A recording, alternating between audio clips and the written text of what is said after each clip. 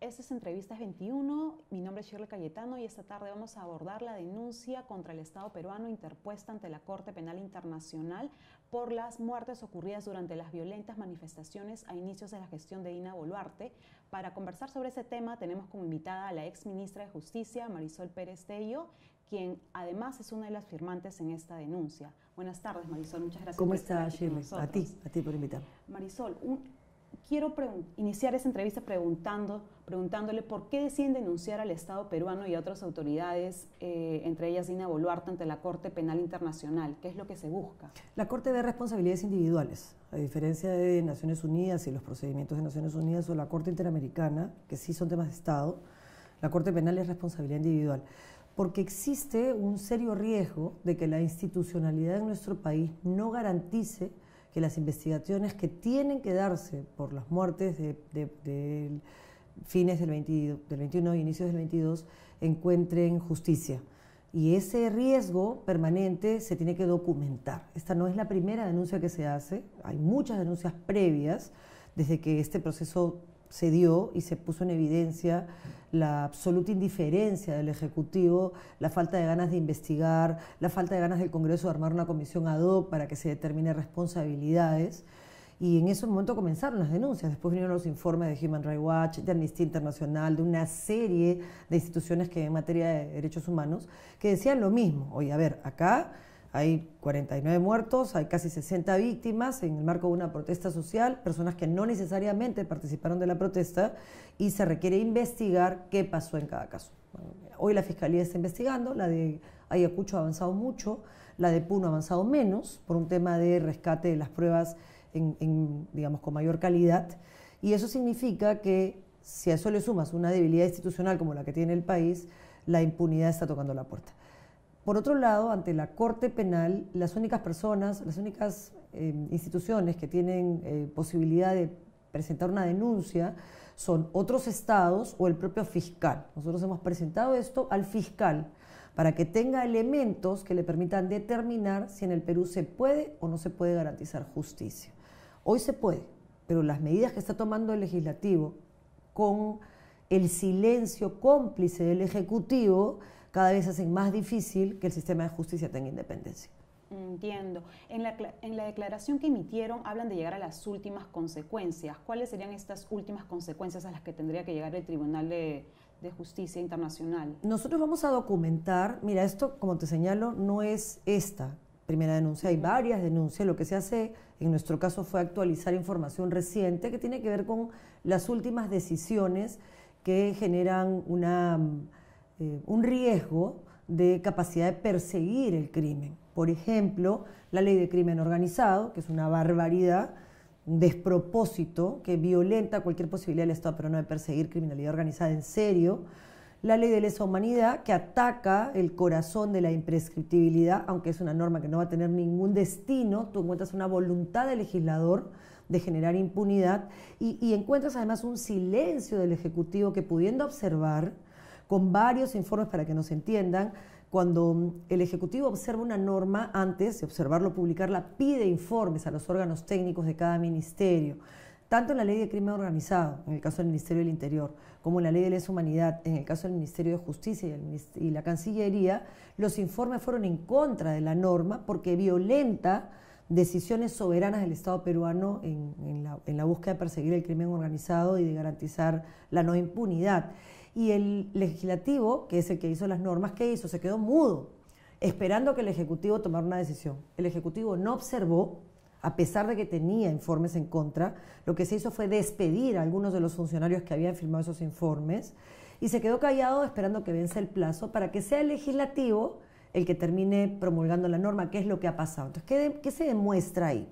Que el Ejecutivo y el Legislativo están trabajando en pared, que el Ejecutivo no está haciendo lo que tiene que hacer, garantizando institucionalidad y separación de poderes.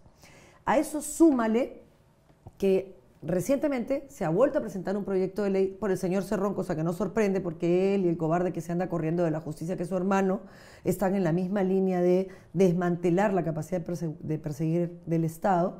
Están queriendo que el Congreso sea capaz de fiscalizar fiscales, con lo cual la independencia del poder se pone en riesgo. Y eso se le informa al fiscal para que el fiscal con todos los elementos de juicio que tiene de Human Rights Watch, de Amnistía Internacional, de que los hechos de verdad se produjeron, la falta de voluntad del Ejecutivo de investigar, la falta de voluntad del Legislativo de hacer una comisión ad hoc, garantice que el único que puede realmente investigar como corresponde, que es el Poder Judicial, no sea tomado por el Poder Ejecutivo, por el Poder Legislativo o por la nueva forma que tiene de sacar la vuelta a las decisiones, que es el Tribunal Constitucional.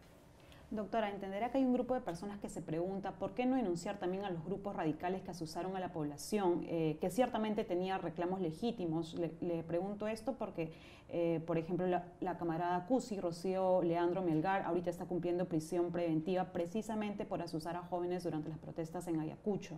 Pero está cumpliendo prisión preventiva. O sea, en el caso de las personas que durante las protestas, también lo haríamos, el espacio es otro, ¿no? No es la Corte Penal.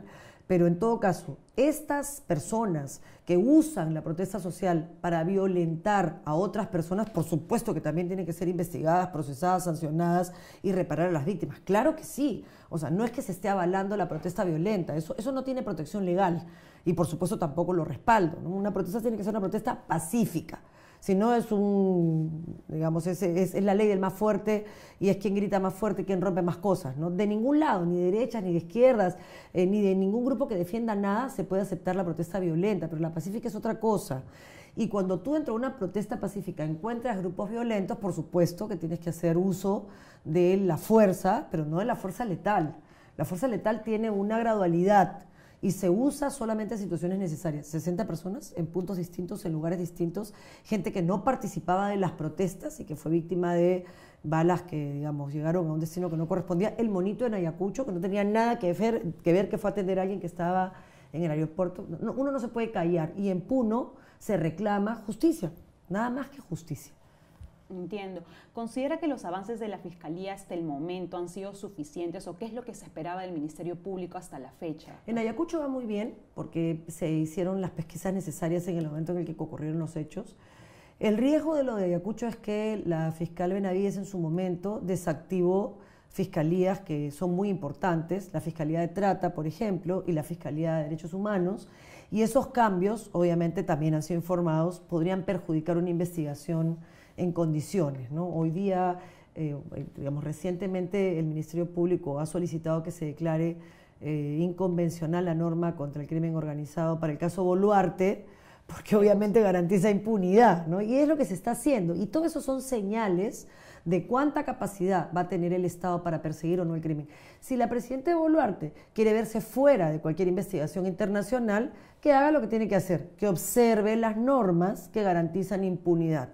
No lo hace, y al no hacerlo es parte del problema, y lo que nosotros hacemos es decirle, la institucionalidad se va a garantizar.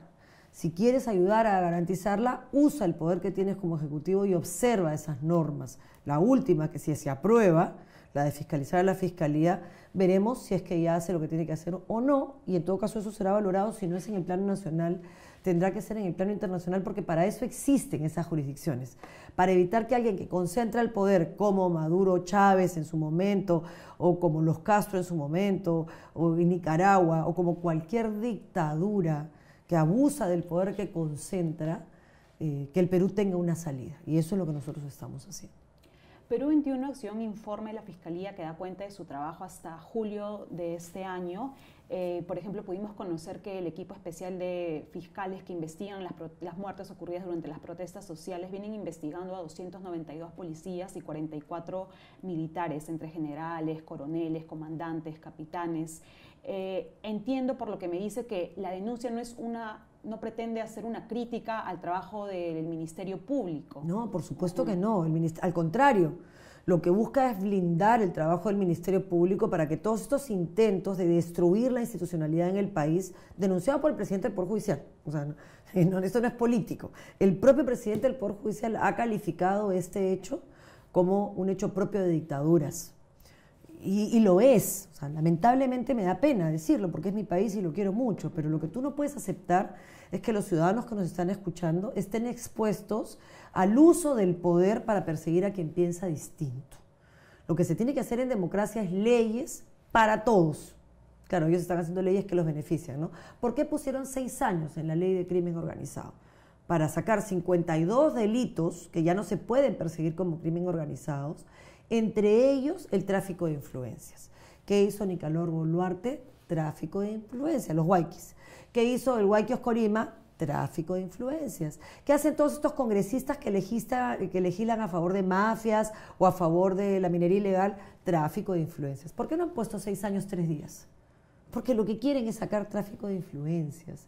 Y evidentemente eso hay que decírselo a la gente, porque tiene que saber que estamos siendo gobernados, lamentablemente, mayoritariamente por personas que están preocupados por proteger mafias y no por proteger a la ciudadanía. Claro, justamente esa es la ley que está usando la defensa de Nicanor Boluarte para tratar de, evadirse. Exactamente. Entonces, esta denuncia no es la primera, para hacer un resumen, hay muchas.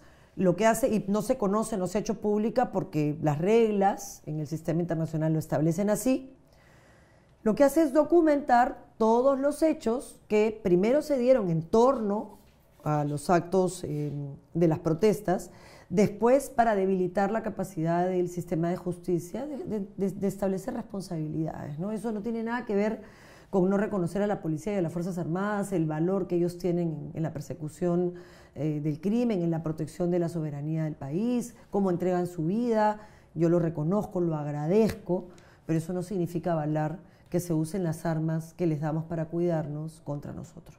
Entonces, dado el contexto en el que estamos viviendo ahorita, incluso la denuncia interpuesta por el fiscal de la Nación contra Dina Boluarte por homicidio por las muertes ocurridas durante las protestas no sería suficiente, no aseguraría que no se genere impunidad en torno al tema. Lamentablemente no, porque tiene que pasar por el filtro del Congreso, porque ella tiene la protección del artículo correspondiente a la Constitución. Entonces, si tú tienes frenos para investigar desde el sistema de justicia, aunque lo quieras hacer, que hay un esfuerzo sincero, tanto de las fiscalías que están en esta etapa, digamos, y del Poder Judicial en todo lo que tiene que ver con prescripción, ¿no? La sentencia Urresti, por ejemplo, es una muestra, y lo que tienes es un sistema legislativo, un Congreso, que todos los días petardea al sistema de justicia, y un Ejecutivo que es el que le da la plata al sistema de justicia y por lo tanto también lo puede amarrar, intentando salirse del sistema de justicia, ahorcarlo, no dejarlo con dientes, dejarlo maniatado, para gobernar con un Ejecutivo doblegado, con un Congreso que defiende intereses y con un TC que permite todo esto. Te cargas al sistema de justicia y ¿qué queda para el país? En nuestro país y en todo el mundo el que la hace la paga, y la paga con creces.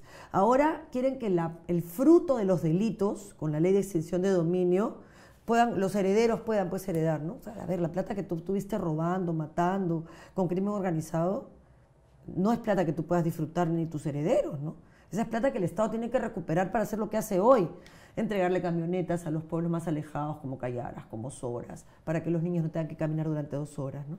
No que el delincuente, el narcotraficante, el proxeneta le herede pues, a sus hijitos lo que obtuvo con el sufrimiento de nuestro pueblo.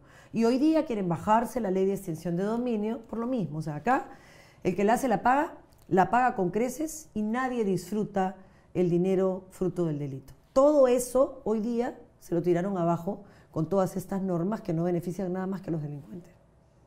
Doctora, para culminar, ¿qué es lo que se espera con este proceso que se ha iniciado ante la Corte Penal Internacional y cuánto tiempo podría tomar este proceso, dado que están viendo otros casos también? A ver, no se ha iniciado ningún proceso desde la Corte. La Corte lo inicia por denuncia de Estado y no es usual que un Estado denuncie a otro Estado, o porque la fiscal hace suyas las denuncias públicas sobre un determinado tema. Lo que se está haciendo es documentar desde distintos organismos, la Coordinadora de Derechos Humanos, desde distintas corrientes de pensamiento. No todos pensamos igual desde el punto de vista político de los que hemos firmado esta denuncia ante la Fiscalía de la Corte Penal Internacional, ni otras organizaciones, pero sí pensamos igual en una cosa, que no se puede vivir sin democracia, que hay que combatir la impunidad, que hay que garantizar la justicia, que hay que pensar en las víctimas y que hay que proteger el sistema de justicia. No es perfecto, es muy frágil, pero eso y nada, eso. Y lo que ha dicho el presidente del Poder Judicial, mira, no se puso en esa denuncia, seguramente algunos otros harán lo propio dentro de unos meses y dirán, oye, por si acaso también está pasando esto, ¿no? Si la Presidenta no quiere que todo esto continúe, que empiece a observar las leyes, que empiece a corregir los despropósitos que se han aprobado, que atentan contra el crimen organizado. Ya el Poder Judicial no puede hacer más. Ya con la sentencia Urresti ha fijado un precedente. Ya la Fiscalía con los huayquis está solicitando la declaración de inconstitucionalidad. Ya jueces y fiscales están aplicando controles de convencionalidad por Palermo. Pero cuando llegue al TC, el TC también va a cumplir un rol en esto. Va a hacer que se respete la ley o que se respeten los intereses políticos de un grupo minoritario que no representa ni al 5% del país. Espero que pensemos en el Perú. Le agradezco, doctora, por su tiempo. Muchas gracias por estar aquí con nosotros. Esta fue la ex ministra de Justicia, Marisol Pérez Tello, quien compartió con nosotros algunos alcances de la denuncia contra autoridades peruanas ante la Corte Penal Internacional por las muertes ocurridas a fines de diciembre de 2022 e inicios del 2023. Conmigo hasta una siguiente oportunidad. Muchas gracias.